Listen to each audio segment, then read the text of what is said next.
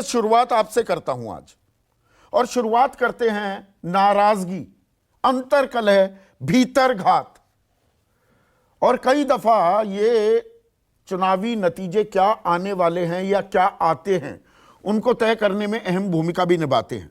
तो जो ये बीजेपी में घमासान मचा हुआ है, जो कांग्रेस में देखा जाता था पिछले कुछ सालों में, ये कितना बड़ा फैक्टर आप एट प्ले होते देख रहे हैं, या ये नाराजगी एक सामान्य सी प्रक्रिया होती है और जी कंट्रोल कर ली जाएगी?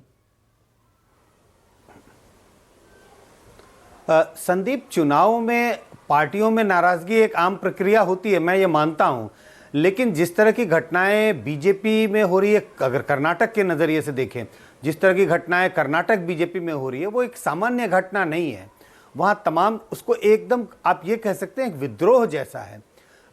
तमाम 40-45 नेता जो हैं वो पार्टी छोड़कर कांग्रेस में चले गए। हम ये कह सकते हैं कि ये तो ऐसे नेता हैं जिन्हें टिकट नहीं मिली और नाराज़ होकर के आप टिकट तलाशते हुए दूसरी पार्टी में चले गए। तो इससे पार्टी के जनाधार पे कोई फ़र्क नहीं पड़ता। हम ये अभी कोई पैमाना नहीं है नापने का कि जनाधार पर फ़र्क पड़ेगा या नहीं पड़ेगा, लेकिन जिसको हम कहते हैं एक माहौल बनाना, माहौल तो ज़रूर बीजेपी के खिलाफ बनता हुआ दिख रहा है। माहौल बीजेपी के लिए ख़राब होता हुआ दिख रहा है, क्योंकि एक परसेप्शन की लड़ाई होती है चुनाव में। मैं बार बार कहता हूं कि व्यक्ति, वोटर ये नहीं देखता कि सचमुच काम कितना हुआ है, लेकिन एक परसेप्शन बन जाती है कि सरकार ने काम किया या नहीं किया। इसी तरह का एक परसेप्शन बनता हुआ दिखाई पड़ रहा है कर्नाटक में कि भाई बीजेपी में की स्थिति अच्छी नहीं है। देखिए, भगदड़ मची हुई है, लोग छोड़ के जा रहे हैं। आप देखिए, आपने जिस बात का जिक्र किया, प्रधानमंत्री को एक नेता को फ़ोन करना पड़ रहा है और इससे लोग सीधे सीधे हिमाचल से तुलना कर रहे हैं।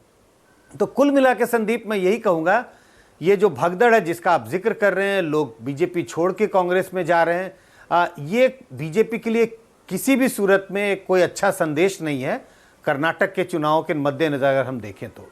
और इसमें भी बीजेपी में भी अलग अलग जो गुटबाजी जो सामने आ रही है। देखिए, आपको ध्यान होगा संजय, जो पहली लिस्ट तैयार की गई थी उम्मीदवारों की, उसे 3 दिन तक ऑन होल्ड रखा गया, क्योंकि बीएस येदियुरप्पा और बीएल संतोष जो महासचिव संगठन है बीजेपी के, वो कर्नाटक से ही आते हैं। उनकी आपस में मतलब जूतम पैजार वाली हालत हो गई थी। मैं थोड़ा हल्का शब्द इस्तेमाल कर रहा हूं, मतलब ऐसी तनातनी हो गई थी। और बीएस येदियुरप्पा वो छोड़कर चले गए थे कि ये लिस्ट पर तो हम जीतने नहीं वाले। तो उम्मीदवारों के चयन, अलग अलग गुट, और आखिरकार सेंट्रल लीडरशिप को इंटरवीन करना, मतलब प्रधानमंत्री का कहना कि नहीं, येदियुरप्पा जो कह रहे हैं वो ठीक है, अभी उनको उनकी बात को भी संज्ञान में लेना होगा। पर मुख्यमंत्री चेहरा बसवराज बोम्मई, ये कई परतें खेल रही हैं क्या साथ साथ? देखिए संदीप, अगर पार्टी की स्थिति बहुत मजबूत होती है तो आप लिस्ट निकाल लें, अगर आपने कुछ ऐसे नाम उसमें डाल भी दिए तो कोई एक तरह से सुखफुगाहट नहीं होती है, लोग उस पर ऑब्जेक्शन नहीं करते। अगर आप गुजरात की स्थिति देखें, गुजरात में तो एक समय बीजेपी ने पूरा मंत्रिमंडल बदल दिया। हाँ, सब घर के बदल डाले, सारे मंत्रियों को बदल दिया। हाँ। लेकिन वहां पर कोई शोर सुनाई नहीं पड़ा, क्योंकि वो एक मजबूत पार्टी है। वहां पर एक मजबूती से पार्टी खड़ी थी। जिन लोगों को हटाया गया उन्हें पता था कि हम दूसरी पार्टी में जाने का कोई फायदा नहीं है, क्योंकि यहां तो बीजेपी इतनी मजबूत पार्टी है।